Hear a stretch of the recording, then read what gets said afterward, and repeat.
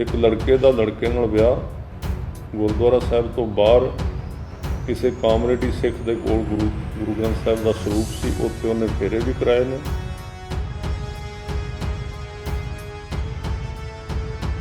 और सारा जिहड़ी गुरु साहिब का सत्कार नहीं रखा गया, उत्थे शराबां भी चलियां, उत्थे सब कुछ चलिया। ये काम जिहड़ा है इनू सिख गुरुद्वारियां दे विच और सिखां दे विच घसोड़ना चाहुंदे हैं।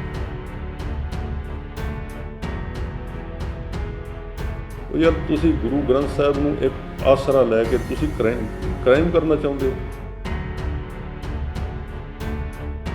ये उन्हां लोकां दी देन है जिहड़े कहंदे गुरु ग्रंथ साहिब नूं एज एक गुरु शख्सियत मनण दी लोड़ नहीं, ये तां एक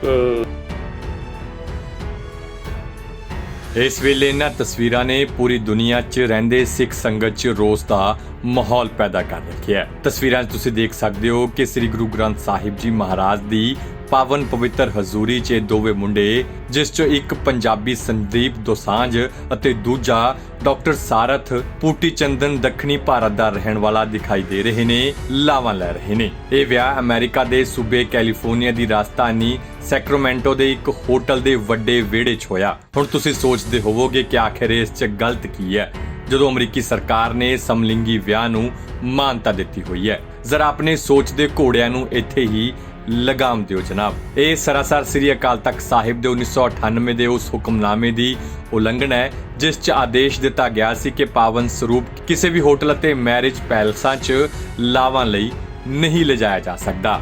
ਪੂਰੇ ਮਾਮਲੇ ਤੇ ਸ੍ਰੀ ਅਕਾਲ ਤਖਤ ਸਾਹਿਬ ਨੇ ਕੀ ਹੁਕਮ ਦਿੱਤੇ ਨੇ ਇਹ ਵੀ ਦੱਸਦੇ ਹਾਂ, ਪਰ ਆ ਪਹਿਲਾਂ ਸਿੱਖ ਮਰਿਆਦਾਵਾਂ ਨਾਲ ਹੋਏ ਸਮਲਿੰਗੀ ਵਿਆਹ ਤੋਂ ਬਾਅਦ ਪੰਜਾਬ ਦੇ ਮਸ਼ਹੂਰ ਗਿਆਨੀ ਕੁਲਵੰਤ ਸਿੰਘ ਜੀ ਲੁਧਿਆਣੇ ਵਾਲਿਆਂ ਨੇ ਬੜੇ ਹੀ ਤਰੀਕੇ ਨਾਲ ਸੰਗਤ ਨੂੰ ਸਿੱਖ ਰਹਿਤ ਮਰਿਆਦਾ 'ਚ ਹੋ ਰਹੀ ਘੁਸਪੈਠ ਤੋਂ ਆਗਾਹ ਕੀਤਾ ਹੈ। ਸਾਧ ਸੰਗਤ ਜੀ, ਅੱਜ ਦਾ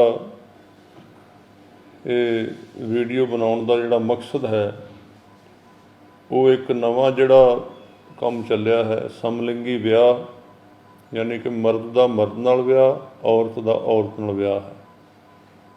और ये कोई अपने तौर पर करे तो उसकी मर्जी है। वो अपने तौर पर एक बंदा अपना फैसला लेंदा, वो मर्द का मर्द नाल विआह करे, कुछ करे, उसका निजी अपना परसनल फैसला हो सकता। पर जिहड़ी हुण समस्या है, जिहड़ा मैनूं फोन आए ने कई ये विदेश तो, अमेरिका तो, कि ये लोग ये काम जिहड़ा है इनू सिख गुरुद्वारियां दे विच और सिखां दे विच घसोड़ना चाहुंदे हैं कि इहदा गुरु घरां दे विच और गुरु ग्रंथ साहिब दे दुआले फेरे लै जाण। और ये होया एक लड़के का लड़के नाल विआह गुरुद्वारा साहिब तो बाहर किसी कॉमरेडी सिख के कोल गुरु ग्रंथ साहिब का सरूप सी, उत्थे उन्हें फेरे भी कराए ने। और सारा जिहड़ी गुरु साहिब का सत्कार नहीं रखा गया, उत्थे शराबां भी चलियां, उत्थे सब कुछ चलिया। तो उहदे वास्ते मैनूं ये कहा गया सी कोई विचार जिहड़ा गुरमत का ये दिता जाए भी जिह नाल नौजवानों नूं सिख संगत नूं पता लगे।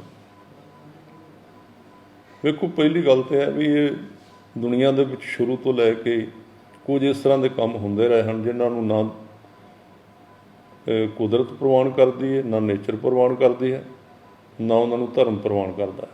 लोग करते रहे हैं, कई कुछ चलता, वेश्यावृत्ति चलती है, होर चलता, पर उन्होंने धर्म दे विच ये तो नहीं कोई कि वो आके ठप्पा लाउण धर्म का भी ये ठीक काम है। वो अपने तौर पर कर सकते, जां उन्होंने कानून इजाजत देता, जां कोर्ट इजाजत देता, ये एक अलग गल है। पर धर्म का जिहड़ा कोर्ट है, धर्म की अदालत उन्होंने इजाजत देंदी कि नहीं देंदी, ये अलग तो गल है।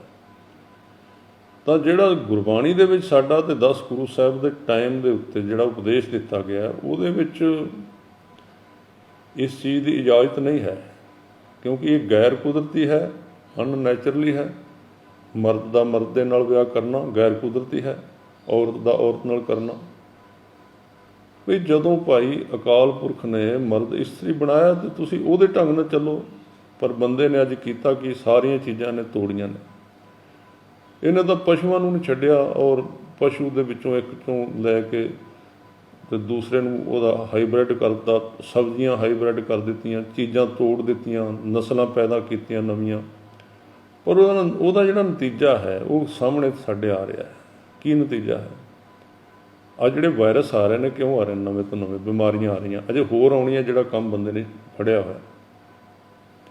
ਇਹ ਵਾਇਰਸ, ਬਿਮਾਰੀਆਂ, ਇਹ ਚੀਜ਼ਾਂ ਜਿਨ੍ਹਾਂ ਦਾ ਪਤਾ ਹੀ ਨਹੀਂ ਲੱਗ ਰਿਹਾ ਵੀ ਕੀ ਨੇ। ਔਰ ਉਹ ਪਿੱਛੇ ਜਿਹੜਾ ਵਾਇਰਸ ਆਇਆ, ਉਹ ਕਹਿੰਦੇ ਵੀ ਇਹ ਸਵੇਰੇ ਹੋਰ ਹੁੰਦਾ, ਇਹਦਾ ਰੂਪ ਸ਼ਾਮ ਨੂੰ ਹੋਰ ਹੋ ਜਾਂਦਾ, ਅਗਲੇ ਦਿਨ ਅਸੀਂ ਦਵਾਈ ਕਿਹਦੀ ਬਣਾਈਏ, ਤਾਂ ਰੂਪ ਹੀ ਬਦਲੀ ਜਾ ਰਿਹਾ। ਉਹ ਵੀ ਰੱਬ ਮੈਸੇਜ ਦੇ ਰਿਹਾ ਤੁਹਾਨੂੰ ਵੀ ਰੂਪ ਇਹ ਤਾਂ ਬਦਲ ਰਿਹਾ ਵੀ ਤੁਸੀਂ ਵੀ ਰੂਪ ਬਦਲ ਰਹੇ ਹੋ। ਤੁਸੀਂ ਵੀ ਨਹੀਂ 4 ਦਿਨ ਕੱਢਦੇ ਇੱਕ ਚੀਜ਼ ਦੇ ਉੱਤੇ।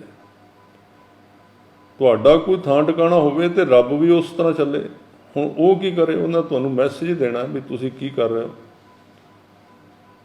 ਤਾਂ ਪਹਿਲੀ ਗੱਲ ਤਾਂ ਗੁਰਬਾਣੀ ਵਿੱਚ ਜਿਹੜਾ ਪੁਰਸ਼ ਤੇ ਇਸਤਰੀ ਦਾ ਜਿਹੜਾ ਧਰਮ ਹੈ, ਉਹਦਾ ਮਤਲਬ ਵਿਧਾਨ ਹੈ, ਔਰ ਇਹਨਾਂ ਦਾ ਆਪਸੀ ਸਨੇਹ ਹੈ, ਇਹ ਕਿਹਾ ਗਿਆ ਹੈ ਬਾਣੀ ਦੇ ਵਿੱਚ। ਇਹ ਚੀਜ਼ਾਂ ਚੱਲਦੀਆਂ ਰਹੀਆਂ, ਪਰ ਇਹ ਗੈਰ ਕੁਦਰਤੀ ਹੈ। ਇਹਦੇ 'ਤੇ ਆਪਣੇ ਬੱਚਿਆਂ ਨੂੰ ਸੁਚੇਤ ਕਰਨਾ। ਦੂਜੀ ਗੱਲ ਜਿਹੜੀ ਕਰਨੀ ਚਾਹੁੰਦਾ ਉਹ ਇਹ ਹੈ ਕਿ ਪਤਾ ਨਹੀਂ ਇਹ ਲੋਕ ਜਦੋਂ ਇਹਨਾਂ ਨੇ ਕੋਈ ਇਹ ਕੰਮ ਪੁੱਠਾ ਸਿੱਧਾ ਕਰਨਾ ਤੇ ਗੁਰਦੁਆਰੇ ਨੂੰ, ਗੁਰੂ ਗ੍ਰੰਥ ਸਾਹਿਬ ਨੂੰ ਸਿੱਖ ਇਤਿਹਾਸ ਦੀਆਂ ਵਿੱਚ ਰੈਫਰੈਂਸ ਕਿਉਂ ਦਿੰਦੇ ਨੇ? ਇਹਨਾਂ ਨੂੰ ਕੀ ਲੋੜ ਹੈ?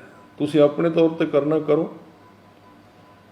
ਔਰ ਇਹਦੀ ਜੜ ਸਾਡੇ ਨਾਸਤਿਕ ਪ੍ਰਚਾਰ ਦੇ ਵਿੱਚ ਜਿਹੜੀਆਂ ਚੀਜ਼ਾਂ ਸਿੱਖ ਕੌਮ ਵਿੱਚ ਆ ਰਹੀਆਂ ਨਾ, ਇਹ ਉਹਨਾਂ ਲੋਕਾਂ ਦੀ ਦੇਣ ਹੈ ਜਿਹੜੇ ਕਹਿੰਦੇ ਗੁਰੂ ਗ੍ਰੰਥ ਸਾਹਿਬ ਨੂੰ ਐਜ ਇੱਕ ਗੁਰੂ ਸ਼ਖਸੀਅਤ ਮੰਨਣ ਦੀ ਲੋੜ ਨਹੀਂ, ਇਹ ਤਾਂ ਇੱਕ ਸਟੇਟਮੈਂਟ ਹੈ ਧਰਮ ਦੀ, ਬਸ ਵਿਆਖਿਆ ਹੈ। ਤੁਸੀਂ ਪੜ੍ਹ ਸਕਦੇ ਹੋ ਜਿਵੇਂ ਕਿਤਾਬ ਲਿਖੀ ਹੋਈ। ਇਹ ਉਹਨਾਂ ਦਾ ਬੀਜਿਆ ਹੋਇਆ ਬੀ ਹੈ ਜਿਹੜੇ ਰੋਜ਼ ਕਹਿੰਦੇ ਗੁਰੂ ਸਾਹਿਬ ਨੂੰ ਫੁੱਲ ਰੱਖਣ ਦੀ ਲੋੜ ਨਹੀਂ, ਸਜਾਵਟ ਦੀ ਲੋੜ ਨਹੀਂ, ਪਾਣੀ ਤਰੋਂਕਣ ਦੀ ਲੋੜ ਨਹੀਂ। ਇਹ ਉਹਨਾਂ ਦੀ ਕੀਤੇ ਹੋਏ ਪ੍ਰਚਾਰ ਦਾ ਸਿੱਟਾ ਹੈ। ਭਾਈ ਜਦੋਂ ਕੋਈ ਧਰਮ ਪੈਦਾ ਹੁੰਦਾ ਉਹਦੀ ਵਿਆਖਿਆ ਉਸੇ ਧਰਮ ਦੇ ਵਿੱਚੋਂ ਕੀਤੀ ਜਾਂਦੀ ਹੈ, ਦੂਜੇ ਧਰਮ ਦੇ ਵਿੱਚੋਂ ਨਹੀਂ ਕੀਤੀ ਜਾ ਸਕਦੀ। ਜਿਹੜੀ ਫਸਲ ਜਿਹੜੀ ਮਿੱਟੀ ਵਿੱਚ ਪੈਦਾ ਹੁੰਦੀ ਹੈ ਉਹਦੇ ਵਿੱਚ ਹੀ ਪੈਦਾ ਹੁੰਦੀ ਹੈ, ਦੂਸਰੀ ਮਿੱਟੀ ਵਿੱਚ ਉਹਦਾ ਬੂਟਾ ਨਹੀਂ ਪੈਦਾ, ਫਸਲ ਨਹੀਂ ਦਿੰਦੀ ਉਹ। ਕੋਈ ਸਨਾਤਨ ਮਤ ਹੈ, ਉਹਦੇ ਗ੍ਰੰਥ ਆਪਣੇ ਨੇ ਨਾ, ਤੇ ਅਸੀਂ ਗੁਰੂ ਗ੍ਰੰਥ ਸਾਹਿਬ ਦੀ ਜਿਹੜੀ ਵਿਆਖਿਆ ਉਹ ਸਨਾਤਨ ਮਤ ਦੇ ਗ੍ਰੰਥਾਂ ਦੇ ਅਨੁਸਾਰ ਕਰਨੀ ਹੈ, ਨਾ ਅਸੀਂ ਉਹਦੀ ਈਸਾਈ ਮਤ ਦੇ ਅਨੁਸਾਰ ਕਰਨੀ ਹੈ, ਨਾ ਉਹਦੀ ਅਸੀਂ ਕੌਮਨਿਸਟ ਕਿਰਿਆ ਜਿਹੜੀ ਹੈ, ਕੌਮਨਿਸਟ ਜਿਹੜੇ ਕਈ ਕਿਤਾਬਾਂ ਨਵੀਆਂ ਆਈਆਂ ਨੇ, ਐਸੇ ਲੇਖਕ ਨੇ ਜਿਨ੍ਹਾਂ ਨੇ ਅੱਜ ਦੇ ਵਿੱਚ, ਉਹ ਸਾਡੀ ਇੱਕ ਇੱਥੇ ਲਹਿਰ ਚੱਲੀ ਸੀ, ਨਕਸਲਵਾੜੀ ਲਹਿਰ ਚੱਲੀ ਸੀ, ਉਹਦੇ 'ਚੋਂ ਅੱਗੇ ਕੁਝ ਮਾਸਟਰ ਬਣ ਗਏ, ਕੁਝ ਉਹਨਾਂ 'ਚੋਂ ਕਥਾਵਾਚਕ ਬਣ ਗਏ। ਅੱਜ ਉਹ ਸਾਰੀ ਵਿਆਖਿਆ ਹੀ ਉਹਨਾਂ ਪੱਛਮੀ ਲੇਖਕਾਂ ਦੀ ਐਨਕ ਲਾ ਕੇ ਕਰ ਰਹੇ ਨੇ ਗੁਰੂ ਗ੍ਰੰਥ ਸਾਹਿਬ ਦੀ ਵਿਆਖਿਆ ਜਿਹੜੀ, ਜਦ ਕਿ ਬਾਣੀ ਦੀ ਵਿਆਖਿਆ ਬਾਣੀ ਹੀ ਕਰਦੀ ਹੈ, ਕੰਡੇ ਨੂੰ ਕੰਡਾ ਹੀ ਕੱਢਦਾ ਹੈ। ਬਾਣੀ ਦੇ ਸਿਧਾਂਤ ਦੀ ਵਿਆਖਿਆ ਬਾਣੀ ਕਰਦੀ, ਜਾਂ ਭਾਈ ਗੁਰਦਾਸ ਸਾਹਿਬ ਦੀਆਂ ਵਾਰਾਂ ਕਰਦੀਆਂ ਨੇ, ਜਾਂ ਭਾਈ ਨੰਦ ਲਾਲ ਸਾਹਿਬ ਦੀਆਂ ਵਾਰਾਂ ਕਰਦੀਆਂ ਨੇ। ਬਾਹਰੋਂ ਜੇ ਕਿਸੇ ਧਰਮ ਗ੍ਰੰਥ ਦੀ ਤੁਸੀਂ ਨਜ਼ਰੀਆ ਲੈ ਕੇ ਵਿਆਖਿਆ ਕਰੋਗੇ ਤਾਂ ਫਿਰ ਇਹ ਕੁਝ ਨਿਕਲਣਾ ਜੋ ਅੱਜ ਸਮਲਿੰਗੀ ਵਿਆਹ ਨਿਕਲਿਆ। ਔਰ ਨਾਲੇ ਹੁਣ ਤਾਂ ਸਾਡੇ ਰੰਗ ਬਿਰੰਗੇ ਪ੍ਰਚਾਰਕ ਪੈਦਾ ਹੋ ਗਏ ਨੇ ਜਿਹੜੇ ਕਹਿੰਦੇ, ਬੜੀ ਹਾਸੋਹੀਣੀ ਗੱਲ ਹੈ, ਕਹਿੰਦੇ ਹੁਣ ਗੁਰੂ ਗ੍ਰੰਥ ਸਾਹਿਬ ਦੀ ਕਥਾ ਜਿਹੜੀ ਕਰਨੀ ਪਏਗੀ, ਪਹਿਲਾਂ ਮਾਰਕੀਟ ਵਿੱਚ ਜਾ ਕੇ ਲੋਕਾਂ ਨੂੰ ਪੁੱਛਣਾ ਪਏਗਾ ਵੀ ਤੁਸੀਂ ਜਿਉਣਾ ਕਿਵੇਂ ਚਾਹੁੰਦੇ ਹੋ। ਉਹ ਜੋ ਕਹਿਣਗੇ ਮਨ ਮਰਜ਼ੀ ਦੇ ਅਨੁਸਾਰ, ਬਦਫੈਲੀ ਦੇ ਅਨੁਸਾਰ, ਉਹਦੇ ਅਨੁਸਾਰ ਅਸੀਂ ਗੁਰੂ ਗ੍ਰੰਥ ਸਾਹਿਬ ਦੀ ਵਿਆਖਿਆ ਕਰ ਦਾਂਗੇ। ਇਹਦਾ ਮਤਲਬ ਉਹ ਯਾਰ ਤੁਸੀਂ ਗੁਰੂ ਗ੍ਰੰਥ ਸਾਹਿਬ ਨੂੰ ਇੱਕ ਆਸਰਾ ਲੈ ਕੇ ਤੁਸੀਂ ਕ੍ਰਾਈਮ ਕਰਨਾ ਚਾਹੁੰਦੇ ਹੋ। ਮਤਲਬ ਗੁਰੂ ਦੀ ਤੁਸੀਂ ਮੋਹਰ ਲਾਉਣਾ ਚਾਹੁੰਦੇ ਹੋ ਵੀ ਅਸੀਂ ਆਹ ਗਲਤ ਕੰਮ ਕਰਨਾ ਤੇ ਗੁਰੂ ਸਾਨੂੰ ਮੋਹਰ ਲਾਦਾ। ਇਹ ਵੀ ਉਹੀ ਕਰ ਰਹੇ ਨੇ ਬੰਦੇ ਕਿ ਅਸੀਂ ਸਮਲਿੰਗੀ ਵਿਆਹ ਗੈਰ ਕੁਦਰਤੀ ਜਿਹੜਾ ਅਨਨੈਚੁਰਲੀ ਕੰਮ ਹੈ ਉਹ ਕਰਨਾ ਹੈ, ਤੇ ਸਾਨੂੰ ਸਪੋਰਟ ਗੁਰੂ ਗ੍ਰੰਥ ਸਾਹਿਬ ਦੀ, ਗੁਰਦੁਆਰਿਆਂ ਦੀ ਔਰ ਸਿੱਖ ਪੰਥ ਦੀ ਚਾਹੀਦੀ ਹੈ। ਨਹੀਂ, ਸਿੱਖ ਪੰਥ ਵਿੱਚ ਇਹਦਾ ਕੋਈ ਥਾਂ ਨਹੀਂ ਹੈ। ਇਸ ਕਰਕੇ ਬੱਚਿਆਂ ਨੂੰ ਦੱਸਣਾ ਜ਼ਰੂਰੀ ਹੈ। ਠੀਕ ਹੈ, ਕੁਝ ਲੋਕ ਗਿਣਤੀ ਦੇ ਇਸ ਤਰ੍ਹਾਂ ਦੇ ਕੰਮ ਸ਼ੁਰੂ ਤੋਂ ਕਰਦੇ ਆ ਰਹੇ, ਹੁਣ ਵੀ ਕਰੀ ਜਾਣ, ਸਾਨੂੰ ਕੀ ਹਰਜ ਹੈ, ਆਪਣੇ ਘਰ ਵਿੱਚ ਕਰੀ ਜਾਣ, ਆਪਣੇ ਸਾਈਡ 'ਤੇ ਕਰੀ ਜਾਣ, ਪਰ ਇਹਨਾਂ ਗੁਰੂ ਘਰਾਂ ਤੋਂ ਜਾਂ ਗੁਰੂ ਗ੍ਰੰਥ ਸਾਹਿਬ ਤੋਂ ਕੀ ਲੈਣਾ ਇਹਨਾਂ। ਇਸ ਕਰਕੇ ਇੱਕ ਤਾਂ ਗੁਰੂ ਗ੍ਰੰਥ ਸਾਹਿਬ ਵਿਦੇਸ਼ ਵਿੱਚ ਗੁਰੂ ਘਰਾਂ ਦੇ ਜਿਹੜੇ ਕਮੇਟੀਆਂ ਹਨ ਉਹਨਾਂ ਨੂੰ ਇਕੱਠੇ ਹੋ ਕੇ ਮਤਾ ਪਾਉਣਾ ਚਾਹੀਦਾ ਕਿ ਆਨੰਦ ਕਾਰਜ ਹੋਣ ਸਿਰਫ ਗੁਰਦੁਆਰਾ ਸਾਹਿਬ ਦੇ ਵਿੱਚ ਹੋਣ। ਬਹੁਤ ਸਾਰੀਆਂ ਚੀਜ਼ਾਂ ਇਹਦੇ ਨਾਲ ਹੱਲ ਹੋ ਜਾਣਗੀਆਂ, ਕਿਉਂਕਿ ਉੱਥੇ ਤਾਂ ਆਉਣ ਨਹੀਂ ਲੱਗੇ ਇਸ ਤਰ੍ਹਾਂ। ਦੂਸਰਾ, ਗੁਰੂ ਸਾਹਿਬ ਦੇ ਸਰੂਪ ਨਾ ਕਿਤੇ ਦਿਓ, ਇਹ ਇਸ ਤਰ੍ਹਾਂ ਦੇ ਮਤੇ ਕਮੇਟੀਆਂ ਨੂੰ ਮਿਲ ਕੇ ਪਾਉਣੇ ਚਾਹੀਦੇ ਨੇ। ਬਾਕੀ ਸ੍ਰੀ ਅਕਾਲ ਤਖਤ ਸਾਹਿਬ 'ਤੇ ਅਪਰੋਚ ਕਰਕੇ ਉੱਥੋਂ ਕੋਈ ਸੰਦੇਸ਼ ਲੈਣਾ ਚਾਹੀਦਾ ਤਾਂ ਕਿ ਸਿੱਖ ਸੰਗਤ ਨੂੰ ਦੱਸਿਆ ਜਾ ਸਕੇ ਔਰ ਉਹ ਲਾਗੂ ਹੋ ਸਕੇ। ਸੋ ਇਹਨਾਂ ਚੀਜ਼ਾਂ ਤੋਂ ਸੁਚੇਤ ਹੋਣ ਵਾਸਤੇ ਦਾਸ ਨੂੰ ਕੁਝ ਫੋਨ ਆਏ ਸਨ ਕਿ ਆਪਣੀ ਵਿਚਾਰ ਮੈਂ ਦੱਸਾਂ ਜਿੰਨੇ ਕੁ ਮੈਨੂੰ ਪਤਾ ਹੈ, ਉਸ ਢੰਗ ਦੇ ਨਾਲ ਆਪਾਂ ਆਪਣਾ ਜਿਹੜਾ ਇਹ ਸਿੱਖੀ ਹੈ ਇਹਦੇ ਵਿੱਚ ਜਿਹੜੇ ਘੁਸਪੈਠੀਏ ਹਨ, ਜਿਹੜੇ ਬਾਣੀ ਦੀ ਵਿਆਖਿਆ ਆਪਣੀ ਨਜ਼ਰੀਏ ਤੋਂ ਕਰਨੀ ਚਾਹੁੰਦੇ ਨੇ, ਧਰਮ ਦੀ ਵਿਆਖਿਆ ਆਪਣੇ ਅਨੁਸਾਰ ਕਰਨੀ ਚਾਹੁੰਦੇ ਨੇ, ਉਹ ਕਹਿੰਦੇ ਵੀ ਜੇ ਲੋਕਾਂ ਨੂੰ ਪੁੱਛ ਕੇ ਆਓ ਵੀ ਜੇ 95% ਲੋਕ ਗਰਕ ਹੋ ਗਏ ਨੇ ਤੇ ਗੁਰਬਾਣੀ ਦੀ ਵਿਆਖਿਆ ਉਹਨਾਂ 95% ਵੋਟਿੰਗ ਦੇ ਆਧਾਰ ਤੇ ਉਹਨਾਂ ਦੇ ਅਨੁਸਾਰ ਕੀਤੀ ਜਾਏ, ਇਹ ਸਿੱਖੀ ਕਦੀ ਪ੍ਰਵਾਨ ਨਹੀਂ ਕਰੇਗੀ। ਜੇ ਦੁਨੀਆ ਵਿੱਚ ਇਕੱਲਾ ਸਿੱਖ ਵੀ ਸਾਬਤ ਬਚ ਗਿਆ ਤੇ ਉਹ ਇਕੱਲਾ ਹੀ ਸਿੱਖੀ ਦੀ ਗੱਲ ਕਰੇਗਾ, ਭਾਵੇਂ ਸਾਰੀ ਦੁਨੀਆ ਇੱਕ ਪਾਸੇ ਖੜੀ ਹੋ ਜਾਏ। ਇਹ ਕੋਈ ਵੋਟਿੰਗ ਨਹੀਂ ਹੈ। ਤੇ ਜੇ ਤੁਸੀਂ ਵੋਟਿੰਗ ਦੇ ਗਿਣਤੀ ਨੂੰ ਲੈਣਾ ਹੈ ਫਿਰ ਤੁਸੀਂ ਧਾਰਮਿਕ ਨਹੀਂ ਹੋ ਸਕਦੇ, ਫਿਰ ਤਾਂ ਤੁਸੀਂ ਮੌਕਾ ਪ੍ਰਸਤ ਹੋ। ਇਸ ਕਰਕੇ ਇਹ ਵਿਚਾਰਾਂ ਇਹ ਬਿਲਕੁਲ ਗੈਰ ਕੁਦਰਤੀ ਹੈ, ਇਹਦਾ ਧਰਮ ਨਾਲ ਕੋਈ ਸੰਬੰਧ ਨਹੀਂ ਹੈ, ਸਿੱਖੀ ਨਾਲ ਕੋਈ ਸੰਬੰਧ ਨਹੀਂ ਹੈ। ਆਪਣੇ ਤੌਰ 'ਤੇ ਕੋਈ ਕਰਦਾ ਹੈ, ਸਾਡੇ ਵੱਲੋਂ ਕੋਈ ਪਸ਼ੂਆਂ ਨਾਲ ਕਰਾ ਲਵੇ ਵਿਆਹ, ਸਾਨੂੰ ਕੀ ਇਹਦੇ ਵਿੱਚ ਹਰਜ ਹੈ।